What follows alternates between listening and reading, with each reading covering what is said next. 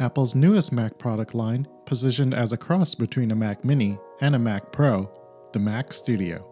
As the name implies, the Mac Studio is designed specifically for studio professionals, and it features Apple's most powerful M-series chips, the M1 Max and the all-new M1 Ultra. The hype is understandable since it's the first new Mac desktop with the high-end chipsets.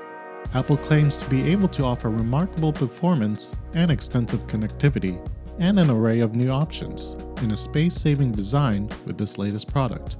We'll find out how accurate that is in this video by breaking down everything you need to know about the Mac Studio and its must-have partner, the Studio Display. As a taller version of the Mac Mini, the Mac Studio features a square enclosure that measures 7.7 inches by 3.7 inches and is made out of aluminum.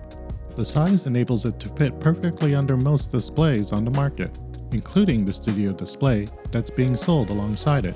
A notable feature about the Studio is how silent it is, and how half the internal volume of this thing is just for cooling. A unique thermal configuration is used inside the Mac Studio, which draws air through dual-sided blowers and pushes it out through additional perforations on the back for a quiet operation.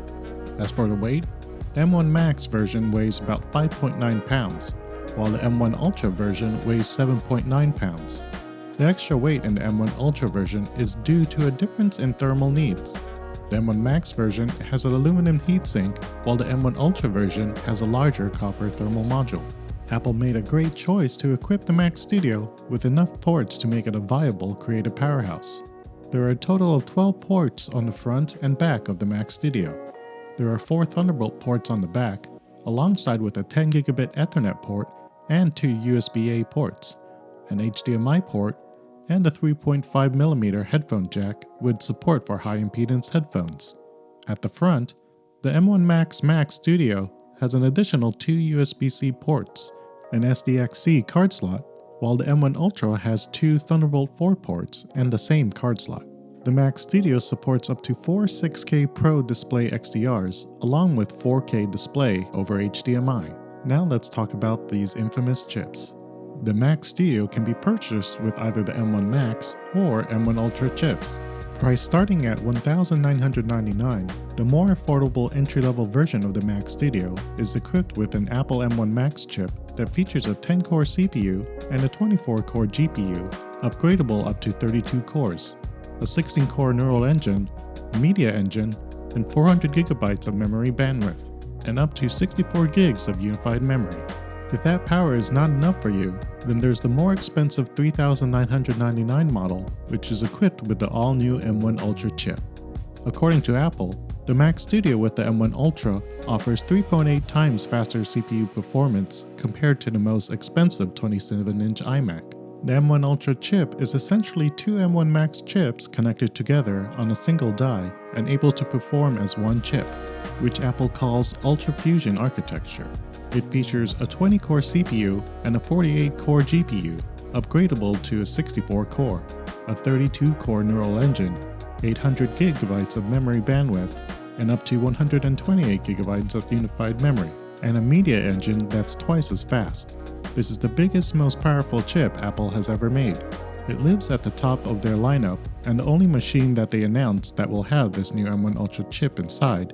With specs like these, the Mac Studio can be one of the strong contenders, if not the best, computers for editing, programming, 3D modeling, and any other heavy compute tasks. Both the M1 Max and M1 Ultra Mac Studio machines support up to 8 TB of SSD storage, with read speeds of up to 7.4 GB per second. The M1 Max Mac Studio comes with a 512 GB SSD by default, while the base M1 Ultra Mac Studio ships with a 1 TB SSD. As for wireless connectivity, the Mac Studio has Wi-Fi 6 for the fastest Wi-Fi speeds and supports Bluetooth 5.0. The Mac Studio is designed to be paired with Apple's matching $1,599 Studio Display, a 27-inch 5K resolution display that has a built-in 12-megapixel camera with center stage support, as well as high-quality microphone and speaker arrays. The Studio Display is compatible with other Macs and iPads, but it was designed to match the Mac Studio. This is Apple's first monitor since the 2019 Pro Display XDR, and the first lower-priced display option since the 2016 discontinuation of the Thunderbolt display. It measures 18.8 inches tall, 24.5 inches wide, and 6.6 inches deep, and it weighs about 13.9 pounds. Design-wise, the Studio Display features slim black bezels all the way around, along with an IMAX-style aluminum stand with 30 degrees of adjustable tilt. The display comes with a stand, but for an additional $400, there is a tilt height adjustable stand that provides the same tilt, plus 105mm of height adjustment, as well as VESA mount adapters that enable the display to be oriented in either portrait or landscape mode.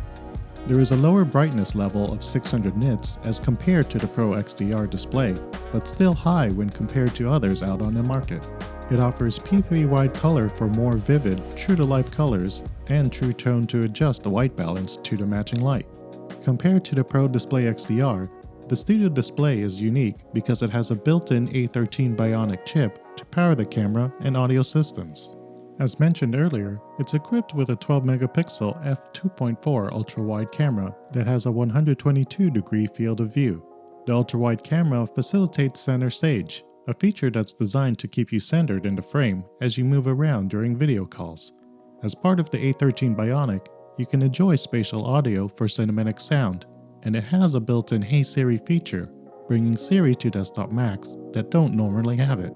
A 6-speaker sound system is also powered by it, which is equipped with 4 force-canceling woofers and 2 high-performance tweeters. In addition to the speakers, the system includes a 3-microphone array for high-quality sound. The big question is, do you really need the Mac Studio and/or the Studio Display? It's safe to say that these latest products from Apple definitely are niche and target creative professionals. It's obvious from the name of Apple's new Mac Studio desktop that it's targeted at professional industry creatives. With the new M1 Ultra chipset, it's aimed for people doing intense work like special effects, 3D modeling, and other heavy compute tasks. If you're not into these and just want something that will last for years to come, you could save out and just get the base model with the Max chip. As for the Studio Display, it's Apple's newest external display in its lineup, and it's very early in its product cycle. By experience, it's a good time to buy an Apple product since the replacement model can take a while. However, if the $1,599 is beyond your budget, you will need to look for other options since the Studio Display is currently Apple's lowest cost display. With only few options out in the market, like LG's ultrafine 5K display, this is one of the few monitors out there that delivers 5K and with 600 peak brightness. If you're a professional that wants something and it just works right out of the box and has a high budget, then this would be your best bet. Hopefully this helped in giving you an insight into the newest Mac Studio and Studio Display. In case you missed it, check out our latest video breaking down Apple's peak performance event. If you enjoyed the video, leave a like, subscribe, and hit that notification bell to stay up to date on all our latest videos. Are any of you picking up the new Mac Studio and/or Studio Display? Let me know in the comments section down below, and I'll catch you all in the next one. Peace.